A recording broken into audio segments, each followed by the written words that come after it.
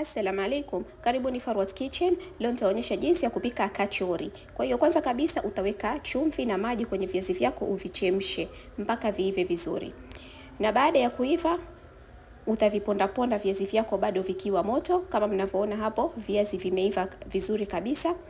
Kwa hiyo utavibonda bonda viazi vyako bado vikiwa moto ndio vibondeke kwa urahisi, na utaweka limau, maji ya limau au ndimu. Pia utaweka dania, kitunguu saumu ulichokisaga na pilipili boga na kitunguu maji ambazo kwamba umezi grate ama umezikata ndogo ndogo. Kisha utaweka manjano, pia utaweka, mimi nimeonelea niweke hii pilipili lakini unaweza ukaweka pilipili ya unga.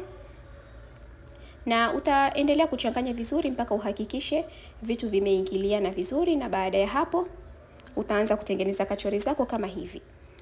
Unaweza ukatengeneza shape upendazo, unaweza ukatengeneza round kama hivi, au pia unaweza ukatengeneza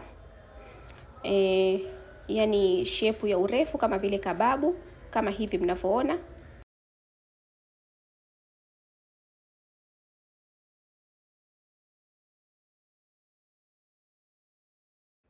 Na baada ya kumaliza kachori zote utaziweka pembeni, kisha kwenye bakuli utaweka unga wa ngano manjano na majani ya limro pamoja na chumvi, uweke na maji, uchanganye vizuri. Unaweza ukaongezea na unga wa dengu kama utapenda.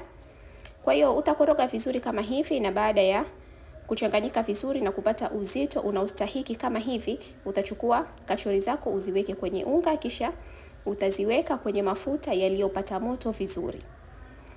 Kwa hiyo utazikaanga kachori zako kama hivi, na baada ya kuiva vizuri au baada ya kama dakika 2 hivi au dakika 1 utazitoa kwenye mafuta na tayari kuandaliwa. Unaweza ukaandaa kachori zako kwa chatini au ukwaju. Kama mnavyoona hapa kachori ziko tayari, kwa hiyo nitazikata muzione ndani.